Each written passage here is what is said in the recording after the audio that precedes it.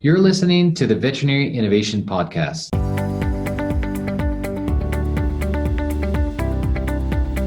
You're listening to the Veterinary Innovation Podcast. My name is Shawn Wilkie, and along with my awesome co-host, we interview the innovators in this space every week. Super excited to get today started. Love when I can have a friend on the show. Ivan, please go ahead and introduce today's guest. Hey, I'm Ivan Zach, and I'm very excited to meet the only Sean's friend, so Dr. Tannetje Crocker. Dr. Tannetje Crocker is the 2009 graduate from the Texas A&M University College of Veterinary Medicine. She's passionate about mentorship and empowering both veterinary students and young veterinarians to embrace the profession and find joy and success. Since graduation, she has worked as an equine ambulatory vet, small animal general practitioner, and an emergency veterinarian. She's excited to recently join the Veterinary Emergency Group in Texas and continue to encourage and support fellow veterinary professionals. Tannetje, welcome to the show. Thank you for finding the time. Thank you for having me. I'm very, very excited. So, from equine vet to emergency vet to general practice to now working for VEG, what do you do for them? I actually have a unique position with them. So I'm a ER veterinarian at the Dallas Hospital location, and I work a set amount of shifts during the month there, but it's less shifts than the full-time vets do. And the other part of my job is actually through their headquarters, or we like to call VQ, because Veg likes to brand everything. But through VQ, I'm actually a marketing, recruiting, speaking, I guess, person.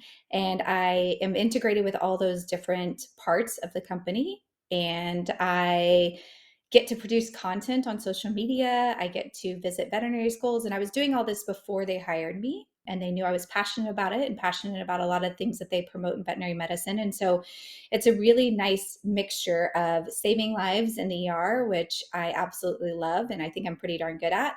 And then also doing other things that I've found a passion for, and giving myself kind of a bigger platform to do those things with by partnering with Veg. Tanasia, it's so interesting. And I mean, we've had your CEO on the show, and he's a great guy, a friend of mine as well. Ivan C, I have at least two friends. Damn you. And, what Veg is doing is so interesting. And I think it's so interesting from so many perspectives. The branding is amazing. You can't go to a conference without seeing a pack of people that work at Veg. I think they're called veggies. I even know that. It's unbelievable. Yeah. I should not know that. But this hybrid role that you're in seems like a really innovative thing. Is there other people like you and your role at Veg? Is this a thing that's happening? So I am actually the first. And the way it happened is we kind of had an 8-month conversation where I became familiar with Veg and the concept and was really excited about it because it was pushing the envelope and it was so different. And it fits my personality really well. The open concept, I love how efficient it is having the owners with the pets. I work well under pressure. Like I will do anything in front of an owner, explain to him what is happening while it's going on, which is kind of the equine side of me, right? Coming back into things. But I found that I really didn't want to be a full-time ER doctor. I didn't want to be a medical director. And so there's different positions and things they were kind of bringing to me and to the table. And all of them weren't exciting to me. And they really required a lot of time that I didn't want to spend like in the hospital. And so then David Gladstein flew down and basically sat me down and said, I think I have what you're looking for. And I'm like, yeah, we'll see. And he made this offer to basically get to do all these other things that I enjoy and do them as part of my job. Where before I was a full-time practicing veterinarian and I would travel and speak and do content creation until midnight at home after work. And now I actually get to do that during working hours. It frees up a lot of time with my family, which is great. And it allows me as a super extrovert to go to more conferences, network more, and just meet more people and hopefully help make a difference in this profession by kind of highlighting some of the things that I think need to change and the things that I think Veg is focusing on. That's so cool. It's it really shows that this is the focus on intrinsic motivation. Recently when I'm researching a lot about burnout and motivation and what keeps people happy. And truly, I recently read the book by Daniel Pink. I referred to it a couple times here, and it's called The Drive. And it really talks about how the intellectual employees, what are they motivated with? And it's a lot to do, and I'm comparing to our industry, is a lot to do with the commission-based pay, and then, the veterinarians that are pushed through financial reimbursement to be happier at work, or be more motivated. And if you read his book, it's essentially about the fact that intellectual employees are not motivated by compensation. They're motivated by what they're doing because they like what they're doing. So this combination of giving you the passion in veterinary medicine and both in your social interactions and this sort of extroverted personality to embrace, this is just phenomenal by your team there. Now, you did mention that in the notes that we were preparing, that the social media is underutilized in veterinary medicine. Can you expand on that? I feel like you guys probably understand that since you've been at the forefront of a lot of the innovative things that have come into veterinary medicine in the past couple of years. But I have found social media to be a amazing tool for networking, for marketing, and I think it is severely underutilized just by the general private practices in reaching out to new clients, in using it to educate their clients so they spend less time in the exam room, right? I used to have owners say, well, I don't really know how to clean the ears. And I would say, you know what? I made an awesome video about that. It's on our Facebook page. Why don't you check that out once you get home? And I wouldn't have to spend an extra 5-10 minutes in there, or my technician wouldn't, explaining how to clean ears. And so it is almost free marketing. I mean, it is so cheap, right? To make a video, make a reel, and then promote it locally and get your personality, I guess, of your practice out there. I also think it can be a great hiring tool. There are accounts I follow on social media that are practices that look like they have so much fun. And VEG does that. They empower us as employees to share our stories, share our wins in the ER, share our tough days too, and really talk about why we love where we work. And so we are essentially recruiting constantly through social media, but through everyone's personal platforms, along with through VEG's platform. And I know the biggest thing people tell me is we don't have time. And I just find it so unbelievable when you're talking about being short staffed, you're talking about not feeling like a team at work, you're talking about the issues that people are having, and people not realizing that social media is a really great way to kind of combat some of those things and to broaden your reach when you're trying to reach clients, reach staff, and also, like you said, give the employees something that they're excited about, that they're doing, and that they can really, I guess, feed into. And you said short staff. Our recent activities as a Galaxy Vets, and with what you guys are doing, is proving more. So we had, since October, we had 1,100 job applications, and 250 of them are veterinarians. So I am continuously thinking that it's not the lack of talent profession, it's the shitty job profession. People don't want to work where they don't want to work. But I think that veggies are definitely demonstrating that, and you have that following. Now, about the social media, you guys are TikTokers, no? I just started on TikTok. Like, I did it a long time ago and I didn't really feel like it was maybe my thing. And I just started back and I think I just hit 10,000. So it's slowly growing, but I'm definitely more of an Instagram person. And the veterinary community on Instagram to me is very positive, very connected, and a really great place to be, especially for the younger generation veterinarians. So tell me, I'm also old enough not to do Instagram. I'm the previous generation. It's so You're the sad. Like, Facebooker. Just say it. yeah, You're the it's face. a Facebooker. Yeah, that means you're old. That's what I was told the other day. It's okay. It It's means okay. you're old. I don't want to get there. But okay, tell me about Instagram. What are the key to success? Is that reels? Is it doing the videos, or what is the coolest thing that kids do these days? You just made yourself look even older, I know, dude. you just said kids too. And by the way, I am 41, so there is no excuse because I am 41 and I have learned how to Okay, do now you this. made me feel so old too, because you look so young. Well, then, I have my hair, so I guess that's part of it, right? Okay. Nice. And Oh so my God. You Phil, are like, oh this my is God, amazing. you win. This is I'm amazing. sorry. You I'm get a sorry. prize You from brought it up Shawn. earlier. You You get a opened the prize door. You from teed me up. Told you she was my friend. Okay, so on Instagram, the number one rule is you actually have to do, I think, authentic engagement and you have to be there for like a very specific purpose.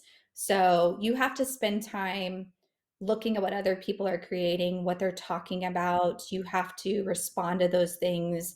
I think you need to spend time in, messages that nobody sees, where you're really connecting with people, encouraging them, asking more questions about where they're at. To me, if you just get on there and you want to have followers, yes, you can post like thirst traps. Do you know what a thirst trap is, Ivan? No. Is Okay. it another sign of Shawn life? doesn't either. I do. I do. Shawn, what is a thirst trap? I feel like Okay, you you should. answer. Yeah, Yeah. so puppies and all of these like happy things that people post that are just people are looking for. That's kind of it. Thirst trap would be more like a picture where you show yourself looking a little sexy. So you Oh, can like use He doesn't other have those. assets you have to get followers, right? But if you want like authentic engagement, especially in the veterinary space, you really need to say like, these are the things I'm passionate about. These are the things I want to talk about. And I want to find like-minded people that are doing that. And then through that authentic engagement, I think you get more reach. You do have to have fun on there. I make videos, I dance a little bit, I lip sync a little bit. And honestly, it just makes me happy to do it. And if no one watches it, it's fine. But I do think you have to kind of stay on top of what the trends are, on top of what people are talking about on there, and stay relevant. But to me, there's really no specific, you have to post every day, 3 times a day, twice a week. Like all those things have kind of gone out the window. It's more you need to create really great content that people want to save, they want to share, and they want to like because it's meaningful to them. and they can identify with it as well. And there's something in that Yes. story that connects with them. Yeah, it's really, really, really true and really interesting. And I can tell you, like personally, like as an organization Talkatoo, that's the content that resonates. So I couldn't agree anymore. It's things that people can see themselves in, or they can find a way to engage with. But I wanted to kind of take things in a little bit of a different direction, because I'm so interested to like have guests on our show that have a veterinary medicine degree, that are not just using their vet degree. And how did that happen for you, Tanisha? Like, how did you go from being an equine vet to an emergency vet, now in this hybrid role? Like, how did you give yourself enough freedom to be okay with like maybe taking the path less traveled? I think that my personality in general has always been that I like to walk through open doors if I think there's an opportunity. So I am okay with change because I think change helps us grow. We know that you make more money if you're more willing to make a change, and look at different, I guess, ways to use your degree or ways to use your career. Every time you change a job, you make more money. And so I think as a woman, sometimes we feel like we have to kind of be in a certain path and like be a mom and be less focused on our career. And I've always been, and I have a supportive partner that understands I want to push the boundaries of what I can do. And I probably am overconfident in I will figure it out. Right. And so I don't look at it as much as, oh, I could fail. I look at it as I have an opportunity to learn no matter what situation I'm in. And I think that through putting myself out there and talking about the things I care about, it's opened doors that I didn't even know existed in veterinary medicine. And I pretty much have been willing to say yes to a lot of things that probably would be scary to most veterinarians. So we've got a lot of listeners that listen to this show, and I'm sure there's people that are going to listen to this episode and say like, okay, that sounds great, but maybe it's not for me. What advice do you have for other people that have the same degree, that maybe have had a similar career path, that really want that change? Like, do they just go for it? Is that the advice, or is there, you got anything more? I think that the biggest piece of advice is I could say it's not what you know, it's who you know. I think networking is probably the key to a lot of the opportunities. So a lot of people I talk to in veterinary medicine are not happy, but they are unwilling to put themselves out there, whether that's at a conference, whether that's online on social media, whether that's just through organic engagement with people they already have relationships with. But they're unwilling to say, you know what, I'm not happy. This is why I want to look for something. Maybe they don't know exactly what it is, right? But I want to look for something with more flexibility. I want to look for something that I'm more valued financially. I want to look for something that I can increase this specific skill set. Or I feel like I really have, like I found out quickly, I enjoy videos. I enjoy speaking. I enjoy putting myself on camera, and a lot of people aren't comfortable with that. So that's something that I can use in a very specific way, right? So it's figuring out, what do you really enjoy? What are your skill sets? But then you have to like put that out there in the world. And you can't just sit at home saying, I'm not happy, this doesn't work for me. Because if you are willing to say, I'm looking for A, B, and C, if you tell enough people that, there's going to be an opportunity for you out there. Would you agree?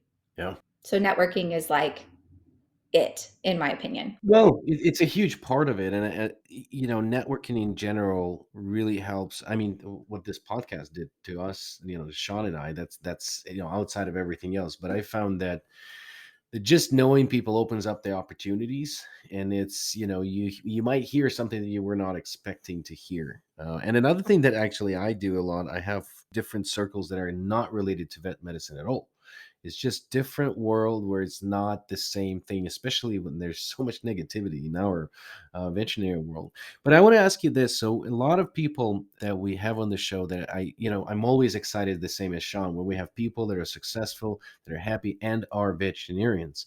Now, did you ever go into a state of depression or burnout or anything like that? Or it always evolved for you in this way where you were just like, okay, and a new thing and a new thing, and you just progressively continue to be motivated and intrinsically motivated by what you do? I think that I have always been a fairly adaptable, positive person. Like that is just ingrained in me. However, I did, when I made the switch from equine veterinarian to relief, it was because kind of everything happened at once, where my husband started traveling more. I was working 80-hour weeks. I just had a newborn baby, just went back to work. I was on call 50% of the time.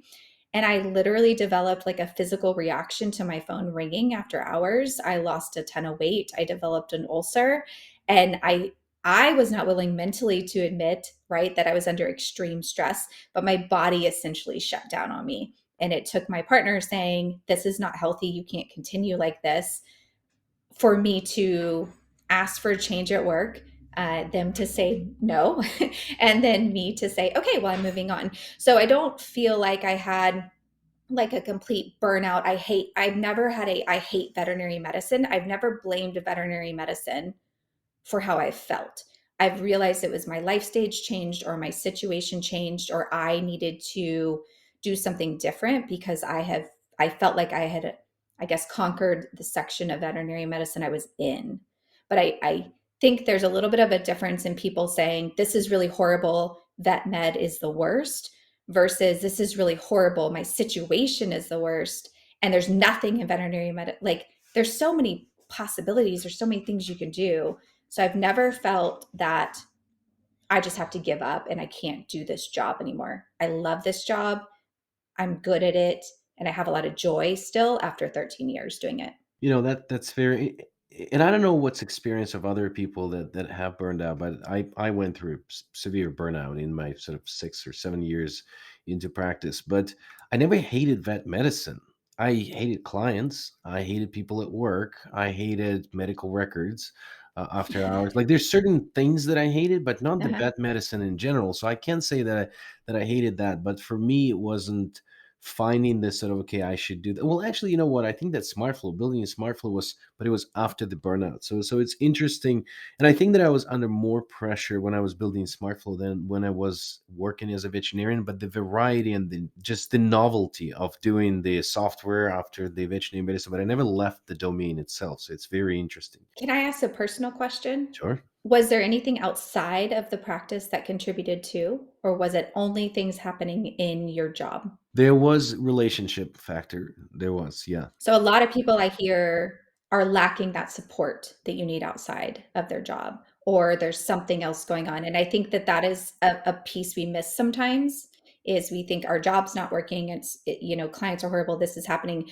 And it's hard to recognize that other things are missing and other things are going on that are contributing to the burnout. And it's Right. not just the veterinary medicine aspect, Yep. right? I think Yeah, that's an easy part to see. I think that's so brilliant. It's like that if you do the math on the two situations, you had this supporting partner that's like, Tunisia, what the hell? Like, what are you doing to yourself?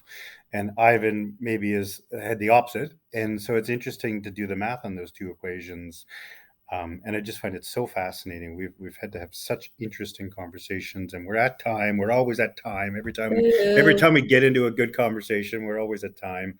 But it's been so lovely to have you here, and so good to reconnect with you. We always like to end our episodes the same way every time. So first question we got for you is a inspiring book, YouTube video, TED Talk, something that you found kind of that's given wind to your sails on your journey so far. So I actually read this book forever ago, and it's a classic. But Dale Carnegie's How to Make Friends and Influence People, How to Win The Friends and Influence oldie. People. Okay, Yeah, now it's a good one. I feel even older because I know it. I love it, but I want everyone to know they have a new version that's in the digital age, and it actually talks about on social media authentically engaging. But I read that book forever ago, and I actually thought this is the craziest book ever. And I put some of those things into practice, especially in-person client communication tips. Yeah. And it was huge. It was huge. It's such a good book. Yeah. And the second thing that we usually ask at the end of the show, is there anybody that you think would be a great guest for this show? So I think since I'm in the social media world, I like to talk about people in that world. So Dr. Hunter Finn is a TikToker. He has millions of people on there. You should check him out. And he actually is doing some pretty big, cool new things with the direction he's going in with his degree. So he'd be another person to keep an eye on. Thank you so much for listening to the Veterinary Innovation Podcast. If you want to hear about our new episodes, please follow us on any social media channel. Also, you can check out our website at veterinarynnovationpodcast.com. See you next week.